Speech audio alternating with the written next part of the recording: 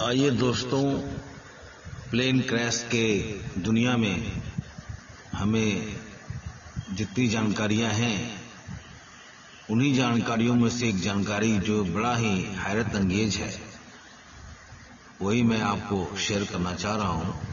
क्योंकि अभी हाल फिलहाल जिस तरह की घटना हुई है प्लेन क्रैश में, ड्रीम लाइनर जो है वो अहमदाबाद में एक मेडिकल कॉलेज में घुस गया और सारे यात्री मारे गए एक को छोड़ के, और बाकी जो मेडिकल कॉलेज के जो स्टूडेंट थे वहां भी कुछ लोग मारे गए। तो ये जो घटनाएं हुई है, वही घटना जो है सेम पैटर्न पे कई बार ऐसा हो चुका है कि भाई प्लेन क्रैश कर जाता है। लेकिन प्लेन क्रैश करना और आदमी का मरना ये बहुत दिनों से चला आ रहा है। कोई इसमें बहुत नई बात नहीं है। नई बात तब है जब प्लेन क्रैश हो और उसमें के यात्री जो हैं, अधिकांश यात्री बच जाएं। तो ऐसी ही घटना 1972 में हुई थी, जिसका जिक्र बहुत फिल्म भी बनी उस पे। और आज मैं उसी घटना को दोहराना चाह रहा हूँ, एक नए रूप में, नए शब्दों में। क्योंकि जब मैंने इस घटना को सुना तो मुझे बहुत आश्चर्य हुआ कि क्या ऐसी भी बातें हो सकती हैं आदमी के जीवन में, जब उसे अपने जीवन के लिए इतना संघर्ष करना पड़े कि उसे अपने ही साथियों की जो है वो बलि लेनी पड़े। तो आइए, अधिक कुछ नहीं कहते हुए मैं इस घटना को विस्तार से आपके सामने रख रहा हूं। उरुग्वे की एक टीम थी, जो खिलाड़ी थे वो लोग, और वो लोग जो है खेलने के लिए अपना सालाना मैच हमेशा वो लोग चिल्ली में जाके खेलते थे। वहां के खिलाड़ियों से कंपटीशन टाइप का होता था। तो उस उरुग्वे की टीम जो है, जो वॉलीबॉल टाइप की कुछ खेल था वहां, उसके प्लेयर थे लोग, जिसको रग्बी बोलते हैं। तो रग्बी के खिलाड़ी थे वो लोग, और वो लोग 12 अक्टूबर 1972 को अपने स्थान से निकले उरुग्वे से। और उसका जो पायलट था वो बड़ा अनुभवी था। उसे 6000 करीब घंटों का प्लेन उड़ाने का अनुभव था, और खासकर एंडीज के जो पर्वत थे उसमें भी उड़ाने का उसे महारत हासिल थी। तो एंडीज पर्वत के बारे में बता दूं, ये बड़ा ही सबसे खतरनाक पहाड़ों में से गिना जाता है। वो इसकी ऊंचाई सबसे अधिक है विश्व में, और ये इसका हमेशा इसमें जो है वो बर्फ जमी रहती है। और यहाँ पे तापमान रात में -33 डिग्री तक चला जाता है। तो एंडीज के जो पर्वत हैं, वो पर्वत कैसे इस हवाई जहाज का दुर्घटना का कारण बना, उसी पे मैं आगे आ रहा हूँ। तो हुआ क्या कि फ्लाइट जो है वो टाइम पे उड़ी, और जब वो अच्छी ऊंचाई हासिल कर ली तो ये जो पर्वतमाला है वहां पे आके पायलट को कुछ भ्रम हो गया कि भाई लग रहा है कि मैं अपने मंजिल पे पहुंच गया हूं। क्योंकि उस समय इतना क्लाउड था और वेदर इतना खराब हो गया था कि कुछ आगे दिखाई नहीं पड़ रहा था पायलट को। तो उसने अपने मन से अंदाज लगाया कि शायद मैं अपने मंजिल पे पहुंच चुका हूं और मुझे उतरने के लिए जो है अब ट्राई करना चाहिए। तो उसने संपर्क किया ग्राउंड पे कि मैं नीचे आना चाहता हूं और मैं अपने मंजिल पे पहुंच गया हूं। तो उन लोगों ने कहा ठीक है भाई, आप जैसा समझे, उचित समझे वो करें, क्योंकि पायलट तो आप हैं। आप तो वो अपने प्लेन को और नीचे लाया उतारने के लिए। लेकिन फिर क्या हुआ कि थोड़ी देर के बाद उसने देखा कि वो बादल छट गया है, लेकिन उसके सामने जो है वो पर्वतमाला का चोटी वो जो है सामने आ गई है। तो उसको बचाने, उससे वो टकराए नहीं, उसको वो जो है वो बचाने के लिए वो फिर से एक गियर दबाता है जिससे कि हवा में प्लेन चला जाए। लेकिन ऐसा हो नहीं पाता है क्योंकि बहुत देर हो चुकी थी। थोड़ा भी समय रहता और तो वो काम कर जाता, लेकिन पर्वतमाला बिल्कुल सामने थी तो वो ऐसा हो नहीं पाया। उसके प्रयास असफल हो गए और पर्वतमाला से वो प्लेन जो टकरा गई और उसकी जो पीछे की जो हिस्से थे वो टूट के गिर गए, जिसको टेल बोलते हैं। थोड़ी देर के बाद उसका एक पंख भी गिर गया। अब इतना होना था कि भाई प्लेन तो अब आसमान में रह नहीं सकता है, तो वो सीधे नीचे आ गई और वो बर्फ के ऊपर वो 350 किलोमीटर स्पीड के साथ फिसलते हुए आगे बढ़ने लगी और काफी देर तक आगे दौड़ते हुए वो एक जगह कहीं जाके टकराई, फिर जाकर शांत हो गई। अब जो है इसमें जो यात्री लोग थे वो तो बड़ा घबरा गए, क्योंकि शुरू में तो बहुत वो लोग आनंद ले रहे थे। जब शुरू में जब प्लेन उड़ा था तो वो लोग गाना गा रहे थे, गिटार बजा रहे थे, और यहाँ तक कि जब प्लेन नीचे भी गिर रहा था तभी लोग एंजॉय कर रहे थे। उनको नहीं लगा कि हमारा प्लेन क्रैश हो गया है, हम लोग नीचे जा रहे हैं। वो लोग सोच रहे थे कि ऐसे ही पायलट कुछ अपना कर रहा है, वो ठीक कर लेगा। लेकिन अब जब उन्होंने देखा कि भाई, और क्या हुआ कि जब ये उसका प्लेन का जो पूंछ है वो निकला तो उसके साथ 6-7 यात्री भी उसी हवा में उड़ गए और पता नहीं कहाँ चले गए उड़ के, उनकी मौत हो गई। अब जो है जब प्लेन जो है नीचे फिसलते हुए जाके रुकी तो उसमें देखा उन्होंने कि वो अब 43 यात्री शुरू में थे। 43 जो यात्री थे उसमें से प्लेयर भी थे और उनके कुछ दोस्त या रिश्तेदार और ब्लड रिलेशन भी थे, तो मिला के 43 हो गए थे। उस 43 यात्री में से अब जब नीचे प्लेन रुक गई तो लोगों ने देखा कि भाई हम लोग कितने हैं, तो उन्होंने गिना कि 33 हैं। अब तो भाई इतने लोग तो समाप्त हो गए और बहुत मुश्किल वाली बात। तो कैसे यहाँ पे जो लोगों ने बाहर निकला प्लेन से तो देखा कि भाई चारों तरफ बर्फ ही बर्फ है, और यहाँ पे फिर मदद कैसे मिलेगी हम लोगों को, क्योंकि सरकार को तो मालूम है ही कि भाई हमारा प्लेन जो क्रैश कर चुका है, तो वो लोग शायद हम लोग को ढूंढने निकलेंगे और हम लोग बच जाएंगे, इनको उम्मीद थी। तो वो लोग बाहर आके बैठ गए और रेस्क्यू टीम का इंतजार करने लगे कि कोई हेलीकॉप्टर या प्लेन हम लोग का बचा लेगा। तो उस दिन तो कोई कुछ नहीं, प्लेन नहीं आया, हेलीकॉप्टर भी नहीं आया। ये लोग बड़े प्रॉब्लम में पड़ गए कि भाई क्या खाएं क्या नहीं खाएं। तो प्लेन में जो बिस्किट थे, टॉफियां थी और कुछ शराब की बोतल थे, इन सब छोटी छोटी चीजों को उन लोगों ने खाया थोड़ा थोड़ा बांट के।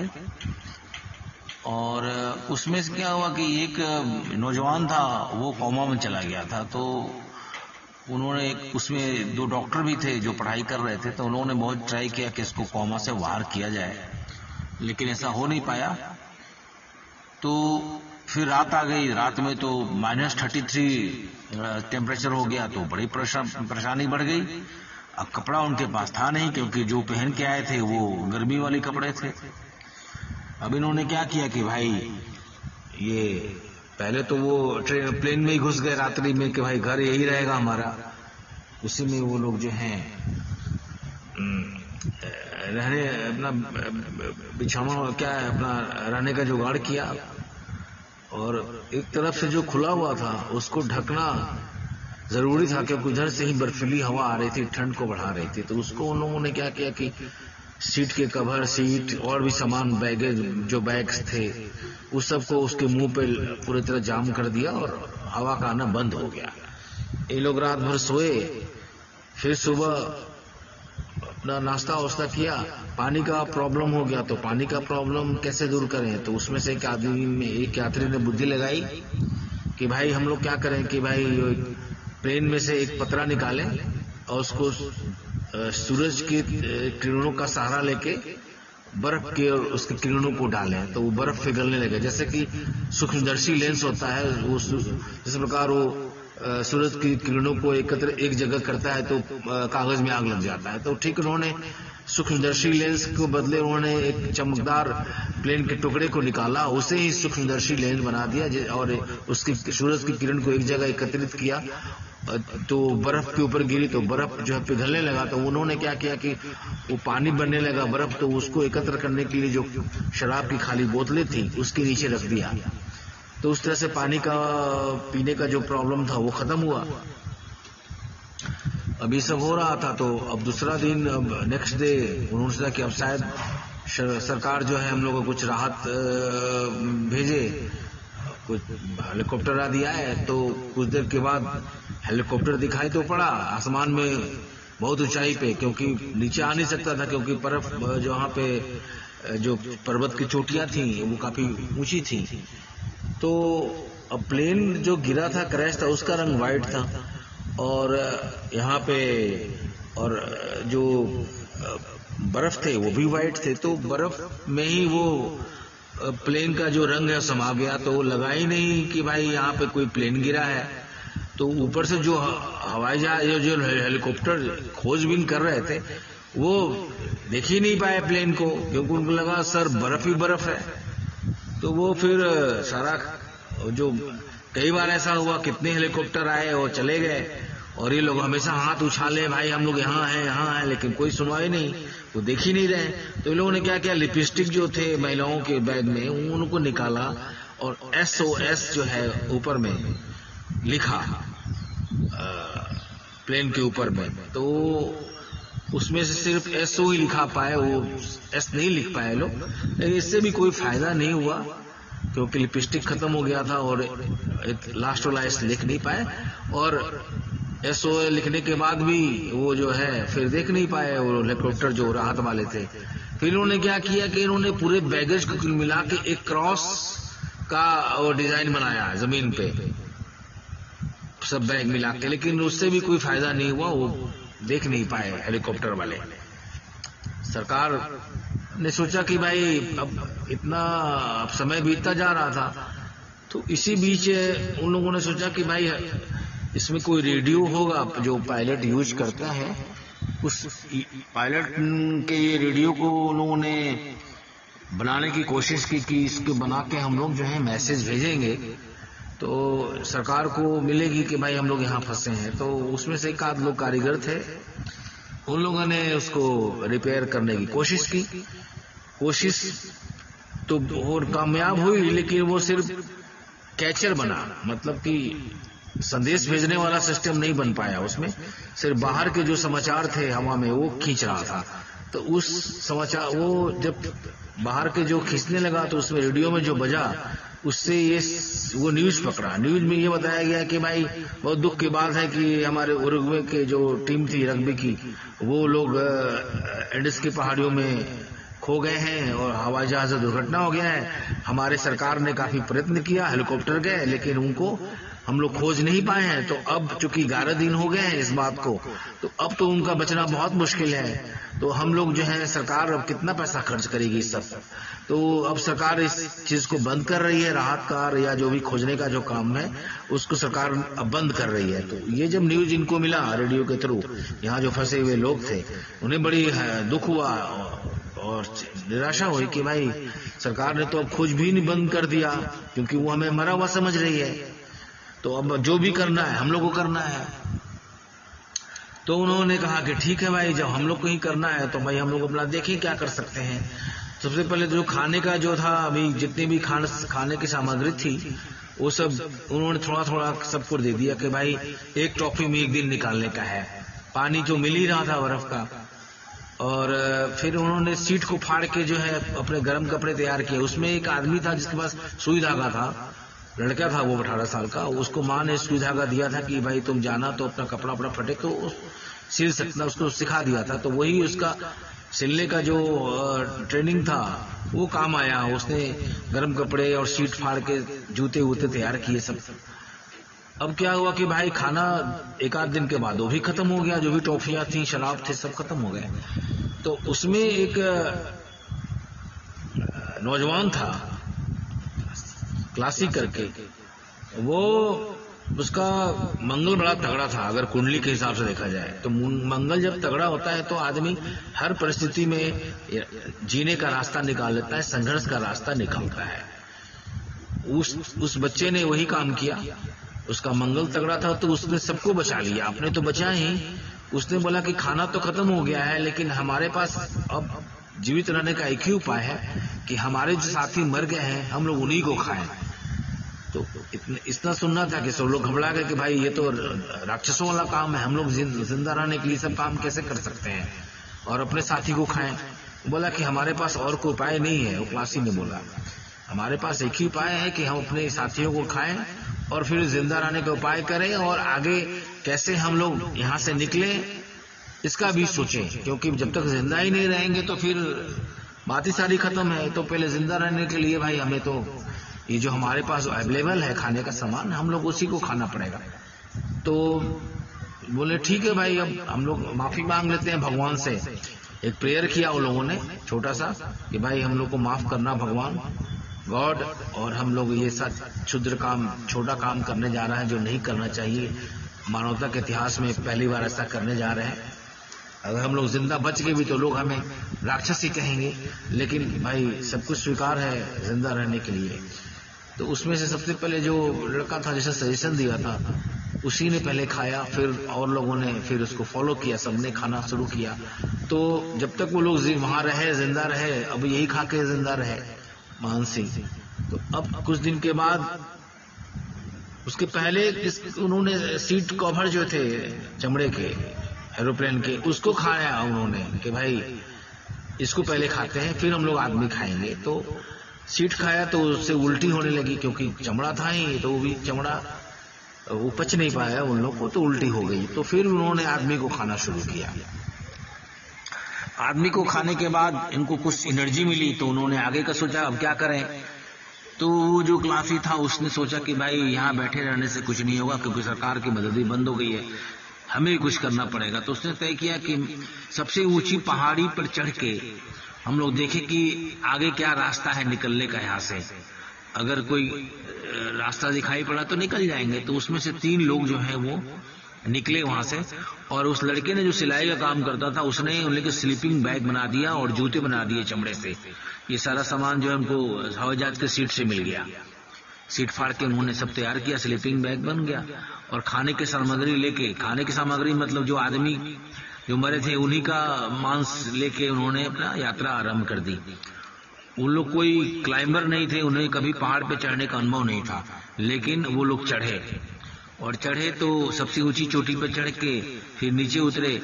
तो देखा कि भाई इसमें से खाना समाप्त हो रहा है, तो उसमें से एक आदमी को भेजना जरूरी है, क्योंकि 3 आदमी रहेंगे तो खाना जल्दी खत्म हो जाएगा। तो एक आदमी को उन्होंने वापस कर दिया और 2 लोग जो हैं वो फिर आगे बढ़े। आगे बढ़ते 7 दिन हो गए, बढ़ते बढ़ते इसमें थक भी जाते थे, हिम्मत भी टूटती थी, भूखे जो है वो खाना भी खत्म हो गया था तो बेहोश भी हो जाते। फिर उठते हिम्मत क्योंकि भाई हमें अपने जिंदगानी नहीं अपने साथियों की भी चिंता है जो हमारा वेट कर रहे हैं। हालांकि उन लोग को बहुत निराशा थी कि लोग चले गए हैं तो वापस नहीं आएंगे, वो लोग सोच रहे थे। तो भाई उन लोग को बचाने के लिए हमें लड़ना होगा, संघर्ष करना। तो उन्होंने यात्रा फिर से प्रारंभ कर दी और 6-7 दिन के बाद उन्हें एक घाटी दिखाई पड़ी जहां पे नदी बह रही थी और नदी के किनारे जो है गाय जो है वो चर रही थी। तो उन्हें बहुत खुशी हुई, वो लोग गले मिले कि लगता है हमें अब यहाँ आदमी मिल जाएगा, जब गाय है तो चरवाहा भी होगा। वो लोग उतरते चले गए और काफी परेशानी के बाद वहां तक पहुंचे नदी किनारे। तो उन्हें एक घोड़े पर चढ़ा हुआ आदमी मिला चरवाहा। उसको उन्होंने चिल्ला के बोला कि भाई हम लोग ऐसे हैं वैसे, तो कुछ सुनाई नहीं पड़ रहा क्योंकि जो पानी की धारा थी नदी की बहुत तेज थी, तो उसमें आवाज जो थी उन लोगों के चिल्लाने की वो बंद डूब जा रही थी। तो घोड़े वाला बोला कि क्या बोलना चाह रहे हो। तो वो लोगों ने कोशिश की बताने की, लेकिन कोई फायदा नहीं हुआ। तो घोड़े वाला बोला कि ठीक है, हाथ से बोला कि ठीक है मैं यही रहो, मैं आता हूँ। तो वो कल आता हूँ। तो वो कल आया तो वो अपने साथ कागज पेंसिल लेके आया, पेन लेके आया। वो कागज पेन लेके आया तो उसने अपने कागज और पेन दोनों जो है एक पत्थर में लपेट के और नदी के उस पार भेज दिया और फेंक दिया। उन लोगों ने उस कागज पे लिखा कि भाई हम लोग वही हैं जो रुग्वे टीम के जो हम लोग रग्बी प्लेयर हैं और जिसका प्लेन क्रैश कर गया था आज से 2 महीना पहले। हम लोग में से 2 यहाँ पर हैं और बाकी साथी वहाँ हमारा वेट कर रहे हैं, तो हमें बचाया जाए। तो वो फिर उन्होंने पत्थर में बांध के वो सब फेंक के उस घोड़े वाले के पास फिर पहुंचाया घोड़े वाले ने पढ़ा तो बहुत आश्चर्य में पड़ गया कि भाई ये लोग कैसे जीवित हैं। तो कहानी वो भी सुन चुका था रेडियो पे कि ऐसी ऐसी बात हुई है। तो बोला कि ठीक है, मैं राहत समाज लोगों को लेके आता हूँ, अपना सरकार के मतलब जो भी है टीम जाता हूँ। और वो घोड़े पर फिर जल्दी जल्दी गया और फिर जाके वहाँ पे लोगों को बोला कि भाई ऐसी ऐसी बात है और वो टीम जो है अभी जीवित है, उसमें से बहुत लोग जीवित हैं। तो सरकार ने फिर एक्शन लिया इस पे। ये बात टीवी पे आई, पूरी तरह जंगल में आग की तरह फैल गई। लोग आश्चर्य कर रहे थे कि 2 महीने के बाद भी जीवित हैं। लोग सोच रहे थे कि मर गए हैं, लेकिन ऐसा हुआ नहीं। तुरंत हेलीकॉप्टर आई और फिर उसमें जो दोनों थे क्लासी, वो भी दोनों चढ़े और फिर वो ले गया क्लासी हेलीकॉप्टर को अपने उस बाकी लोगों के पास जहां वेट कर रहे थे।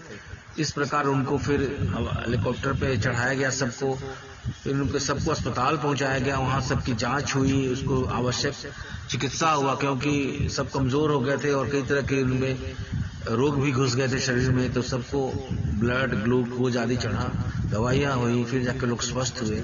ये सब हुआ। लेकिन एक तरफ लोग सोच रहे थे कि भाई चलो ये बच गए, लेकिन ये भी सोच रहे थे कि भाई ये तो बहुत कमाल की तरह इन्होंने अपने जीवन को बहादुरी के साथ लड़ा है, कितने बड़े संकट से बच के आए। एक तो प्रेरणादायक कहानी बन रही है कि किसी परिस्थिति में कैसे आदमी चाहे तो रास्ता निकाल सकता है। सब हुआ, लेकिन सबसे खराब बात हुई कि इनको जीवित रहने के लिए अपने साथियों को ही जो है वो खाना पड़ा, ईट करना पड़ा। तो ये जो है उनको बहुत पसंद नहीं आया मैटर, बहुत उनको दुख हुआ।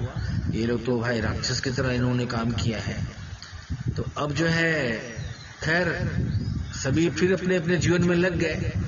अब कहने का मतलब ये कि इस कहानी से हमें एक शिक्षा मिलती है कि आदमी अगर चाहे, अगर अपने हिम्मत को अपने बरकरार रखे, हिम्मत न खोए, निराश नहीं होए, तो कठिन से कठिन हालातों से भी वो बाहर निकल सकता है।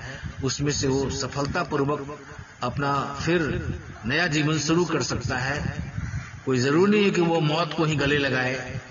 वो चाहे तो बहादुरी हिम्मत के साथ अपने हर परेशानी संकट को दूर करके अपना जीवन फिर से आगे बढ़ा सकता है। इस कहानी से हमें प्रेरणा मिलती है। बहुत बहुत धन्यवाद।